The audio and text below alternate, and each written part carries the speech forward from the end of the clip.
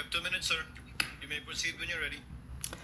Ayan na nga mga kaibigan, ito po isa sa pinakamainit na talakayan. Ayan, so interrogations and examinations, no, dito sa iniharap ng prosecution si Attorney Jeremy Lotok. Ayan, so dito natin malalaman, dito natin mahahalata at makikita, no, yung katotohanan, kasi napakahalaga na malaman ang buong konteksto ng video bago ka makapag-conclude. Ayan, so dito natin makikita na imagine ano, yung nakaraang mga araw, nakaraang linggo, nang humarap po si John Mark Calilong, ay ang ipinapakita o gustong ipakita ng prosecution ay ang napakaliit na video, no, out from the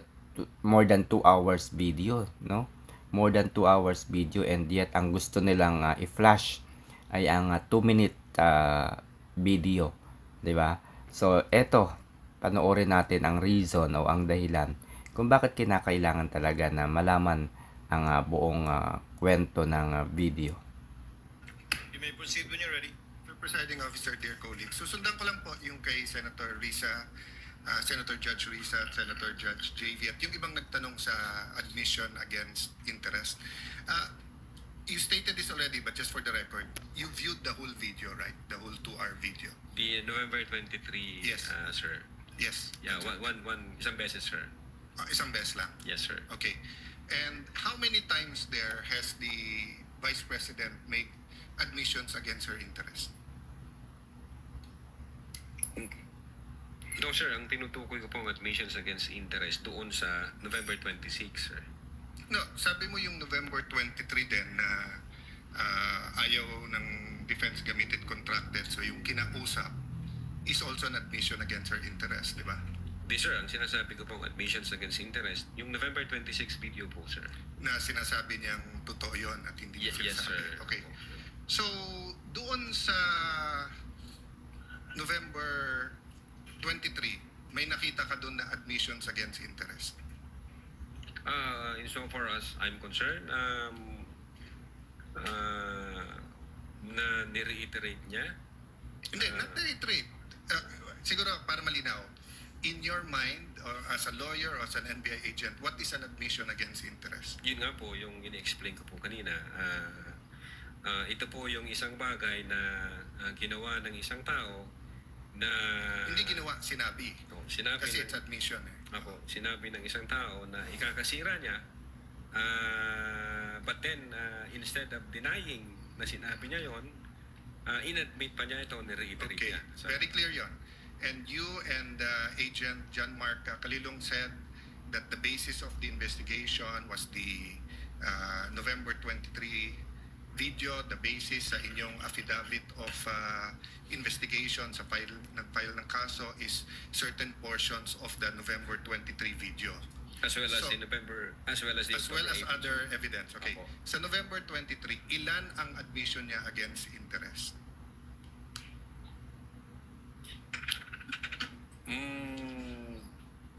Ang sinasabi ko pong admission against interest, This yung is a new November question. 26. This is a new question. If you evaluated well the November 23 video,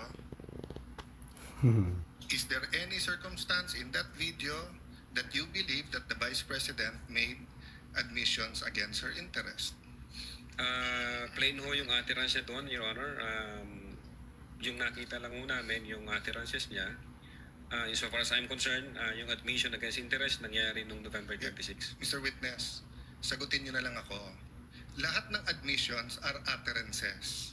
Yes, sir. Okay? Admissions is verbal. Diba? Hindi ito yung parang admission sa court. Pwede mo i-admit yung documentary evidence, pwede yung object evidence, pwede yung statements. When we talk about admissions against interest, especially in context of what we're talking about, may statement na laban sa interest niya. Yes, sir. So tinatanong ko dun sa buong video, meron ka bang nakita? Wala. Yes or no lang yun, meron or wala. O meron at wala, hindi yes or no. Kayo nag-evaluate nun eh. Meron o wala? Admissions against her interest. Yes, sir. The fact na in-utter niya yun. O which one nga? So meron ilan at ano yun? A little leeway, Mr. Presiding Officer, kasi hindi natukoy masyado yung tanong. Senator Judge Alan may proceed. Yeah. So which statement that? That one you're mentioning now. So yung sagot mo meron. Ang understanding ko, sir, nung sinabi ko yan, I'm referring to the November 26, 2024. Mr. Witness, paulit-ulit tayo. Yes, sir. Burahin mo na yung pinag-uusapan natin you're referring to. I'm asking you a direct question. Yes, Sa sir. November 23, Ayan. meron o wala bang statements na you will consider in your professional as a lawyer and as an NBI agent in charge of investigating this? Meron ba siyang admissions against interest? Ang tinutukoy ko lang po again, Your Honor, yung 26. No, I don't care. Wala po yung 23. I'm sorry. I don't care, Mr. Presiding Officer, kung anong tinutukoy mo. I'm asking you a direct question. November 23, video. Meron o wala siyang admissions against her interest doon? Attorney Lotog, yes, no, I do not know, I do not remember. We're referring to November 23, not 26. Yeah, I do not know, sir. Ang Oh, you do not know. Okay. nire-refer ko na... Don't tell me na. So you do not know. Okay. When she said, kung papatayin ako, may kausap na ako, patayin niyo yung tatlo. Is that an admission against interest? Yes or no? Based on that utterance, sir, yes, I think so. Yes. O kakasabi mo lang kanina, I don't know. Ngayon, yes. O ano pa? Ano Ano yan? pa sa video na yon na admission against interest? Meron o wala? Or I don't know? Yung utterances na yun, sir, Sir, bukod nga doon. to me, sir, yung utterances na yun, that's admission against Sir, interest. klaro na yon. Tinanong ka na ng presiding officer, sagot mo, I don't know. Tinanong kita ng diretso na sa video, biglang you know, biglang sasabihin mo na yun utterance na yon. So ang tanong ko na ngayon, bukod doon, aside from that, Sir, ulitin ko po yung sagot ko. no, you don't need to answer. Yung sinabi ko po na No, I'm admission asking against you, interest. aside from the utterance, the statement, na kung papatayin nila ako, patayin sila, is there any other utterance during in that video that you would consider admission against In so far interest? as I remember, wala na po yun. Wala na, okay. When the Vice President said, yung pinamigay sa DepEd, isn't that an admission against her interest kung may pinamigay? Siya po yung namigay, sir. Pag ikaw ang nanood ng video, ikaw nag-evaluate, ako pa magsasabi sa'yo kung ano laman ng video. Akala ko ba, tinignan nyo ng mabuti yung video? Bakit hindi mo alam yung laman ng video? EDSW, ano yun?